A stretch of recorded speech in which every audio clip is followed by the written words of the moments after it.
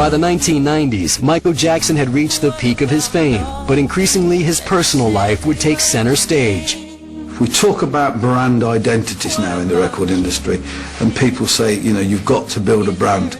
Well, you know what? Michael Jackson was the first of those brands. Wherever you went on earth, everybody knew that brand. They could sing a song, or they saw the moonwalk, or they knew what he looked like. You know, they knew he was strange. They knew something. He was the greatest brand ever.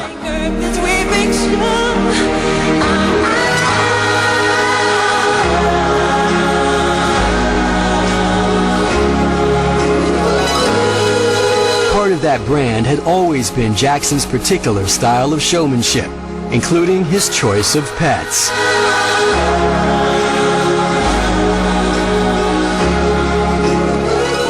Of course, you have swans, and you have doves, and you have the fish, and you have the snakes, and you have the llamas, and you have the giraffes, and you have cougars, tigers, and we had Bubbles. Michael would always say, "Bubbles, go to bed." And he would go and he'd get his pajamas, he'd put his pajamas on, and after he puts his pajamas on, he'd go brush his teeth. Then after that, he goes, "Bubbles," I said, which he hated to do, go to bed. "Bubbles," I said, "go to bed." And Bubbles was like, The trainers always had a problem with Bubbles because they came over one day and said, "This monkey is wild. He can kill you. He can slap you and knock you out," which he could, of course. He had so much power behind his slap. However, Bubbles had this power, but it was very strange because we never knew how he would react. So when my brother Jermaine had his children, they were just infants. And we said, "Oh my, what's Bubbles going to do? You guys, don't let him touch it, don't." And he comes over and he sees the baby. And he comes in the room and he goes, "Ah!" And he, like, his face goes, and he sees the baby and he walks over to him and he kisses him on the forehead. Nothing like having a 2-year-old baby and having a monkey that's as strong as 6 grown men holding her hand. As a father, to watch that, you just go, "Oh!" The monkey gave something extra to be in the news with. He, you know, that's part of his job, is how to capture the media's attention.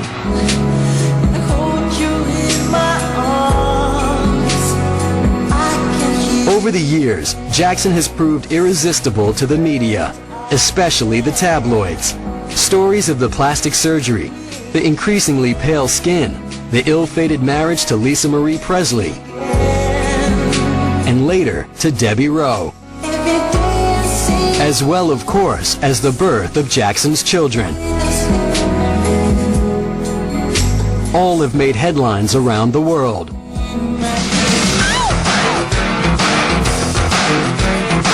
The tabloids light up when Michael Jackson comes through because you can put out anything as weird as you want it to be and it sounds fairly plausible because it's Michael Jackson.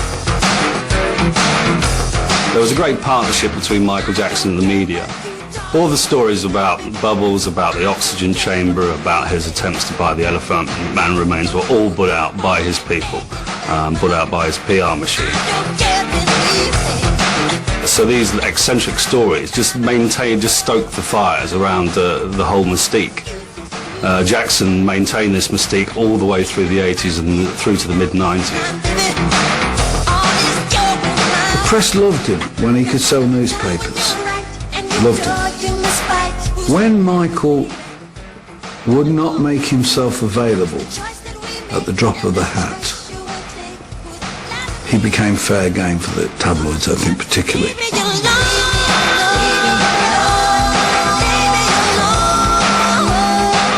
I don't know any longer what the truth is about Michael Jackson and what's purely fictitious.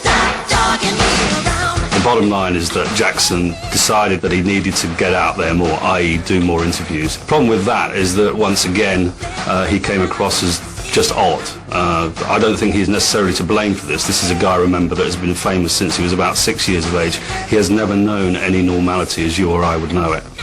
We made him that famous. We kept taking pieces of him, you know. We kept saying, "No, Michael, you can't have no family. No, Michael, you know, you can't go over there and eat. No, Michael, you can't go to the movie.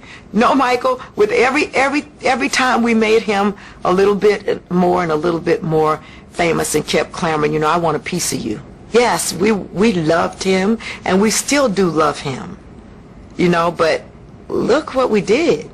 If you live your life in public and exploit your public image, then you've got to take the good with the bad. The 1993 molestation case was the crossroads for Michael Jackson. This was the moment when everything went sour in the garden of his particular Eden. The pop star Michael Jackson will not face charges of child sexual abuse because the boy at the center of allegations against him has refused to testify.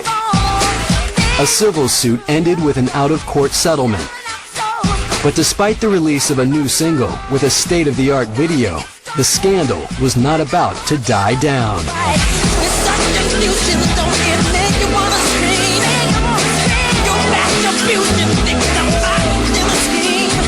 Handing out money willy-nilly doesn't solve the problem. It merely dampens down a fire. This is hung over his career ever since and will not go away.